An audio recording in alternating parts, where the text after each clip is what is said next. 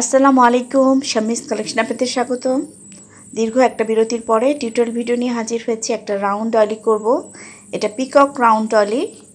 এটার জন্য সামারিয়ান ইউজ করছি এবং 2.5 mm হুক ইউজ করছি। প্রথমে একটা স্লিপ নট নিব, এরপর 4টা চেন নেব।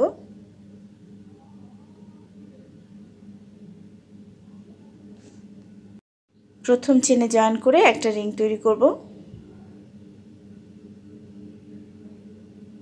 এরপর আমি 2টা চেন নেব। এই 2 চেন আমি কাউন্ট করছি না এবং এই রিংয়ের ভিতরে আমি 12টা ডাবল ক্রোশেট করব। যারা আমার ভিডিওটি দেখা শুরু করেছেন প্লিজ একটা লাইক দিয়ে ভিডিওটা কন্টিনিউ করবেন। আর যারা আমার চ্যানেলে নতুন, যদি ভিডিওগুলো ভালো লেগে থাকে আমার চ্যানেলটিতে সাবস্ক্রাইব করে আমার সাথে থাকতে পারেন। আমার 12টা ডাবল ক্রোশেট নাও হয়ে গেছে। আমি এখন জয়েন করব প্রথম যে ডাবল ক্রোশেটটা করেছিলাম। 2 চেন যেহেতু কাউন্ট করছি না, প্রথম ডাবল ক্রোশেটের উপর স্লিপ স্টিচ।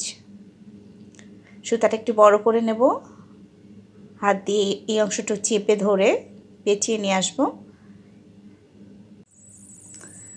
হুকের সাহায্যে সুতাটা বের করে নিয়ে আসব। হুকের মধ্যে এখন 3টা লুপ আছে, 2টা লুপ বের করে নিয়ে আসব। আবার 2টা লুপ আছে, 2টা লুপ বের করে নিয়ে আসব। হয়ে গেল একটা ডাবল ক্রোশেট। এই ডাবল ক্রোশেটটা আমি আমার অনেকগুলো ভিডিওতে দেখিয়েছি, আপনারা খেয়াল করলে দেখতে পাবেন। আমি এই একই স্টিচের উপর একটা ফ্রন্ট পোস্ট ডাবল ক্রোশেট করব। অর্থাৎ ডাবল ক্রোশেটের কারণে উপরে যে চেনটা তৈরি হয়েছে তার ভিতরে একটা ডাবল ক্রোশেট এবং এই যে প্রথম যে ডাবল ক্রোশেটটা করেছি তার ভিতর দিয়ে একটা ফ্রন্ট পোস্ট ডাবল ক্রোশেট করব। অর্থাৎ দ্বিতীয় রাউন্ডে একই স্টিচের উপর 2টা হবে, একটা ডাবল ক্রোশেট আর একটা ফ্রন্ট পোস্ট ডাবল ক্রোশেট। প্রথমটা ডাবল ক্রোশেট, এই একই ঘরে আবার একটা ফ্রন্ট পোস্ট ডাবল ক্রোশেট করেছি। এই দেখেন, আমি একটু ভিডিওতে ভুল হয়েছে, একটা লাইনের ভিডিও আমি স্কিপ করে ফেলেছি। আমি দ্বিতীয় রাউন্ডে করেছি 2টা পরপর ডাবল ক্রোশেট এবং ওই একই ঘরে আর একটা ফ্রন্ট পোস্ট ডাবল ক্রোশেট। অর্থাৎ ফ্রন্ট পোস্ট ডাবল ক্রোশেটের উপর আমি একটা করে ফ্রন্ট পোস্ট ডাবল ক্রোশেট করেছি। আবার দেখাচ্ছি, সুতা ঘুরিয়ে নিয়ে আসলাম, সুতা বের করে নিয়ে আসবো, 3টা লুপে 2টা লুপ বের করে নিয়ে আসবো, আবার 2টা লুপ আছে বের করে নিয়ে আসবো। হয়ে গেল একটা ডাবল ক্রোশেট। পরের ডাবল ক্রোশেটের উপর একটা ডাবল ক্রোশেট, পরের ফ্রন্ট পোস্ট ডাবল ক্রোশেটের উপরে একটা ডাবল ক্রোশেট।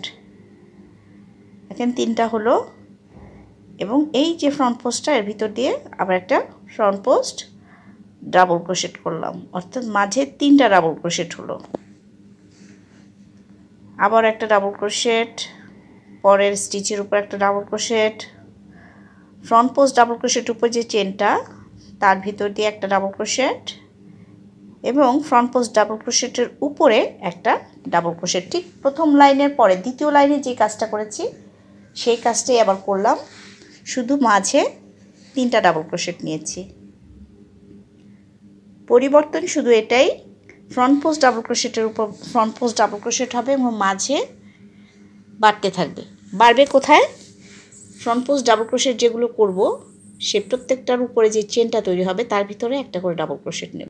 এই রাউন্ডের কাজ আমার শেষ। এভাবেই যতটা বড় করতে চান করে নিতে হবে। পরিবর্তন শুধু এটাই, প্রত্যেকটা স্টিচের উপরে একটা করে ডাবল ক্রোশেট, ফ্রন্ট পোস্ট করার কারণে যে উপরে চেন তৈরি হবে সেটার উপরে একটা ডাবল ক্রোশেট এবং ফ্রন্ট পোস্টের উপরে একটা ফ্রন্ট পোস্ট ডাবল ক্রোশেট। আমি এরপরে শেষের দিকে 2টা লাইন হাফ ডাবল ক্রোশেট করেছি। এখানে ফ্রন্ট পোস্ট যে ডাবল ক্রোশেটগুলো করেছি তার উপরে 2টা করে আমি ডাবল ক্রোশেট নিয়েছি এবং শেষের লাইনে এই যে ফ্রন্ট পোস্টটা এর এই পাশে পরেরটায় আমি 2টা ডাবল ক্রোশেট করেছি, হাফ ডাবল ক্রোশেট করেছি সরি, এবং শেষেরটায় এই মাঝখানটায় আমি ইনক্রিজ করেছি। এখানে আমি হাফ ডাবল ক্রোশেট করেছি 2টা। এই পিকক রাউন্ড ডলিটাকে আমি 2টা ভাগে ভাগ করেছি টিউটোরিয়ালটাকে। প্রথম ভাগটা দেখালাম, বাকি অংশটুকু পরবর্তী পর্বে দেখাবো। এতক্ষণ সাথে থাকার জন্য ধন্যবাদ। আসসালামু আলাইকুম।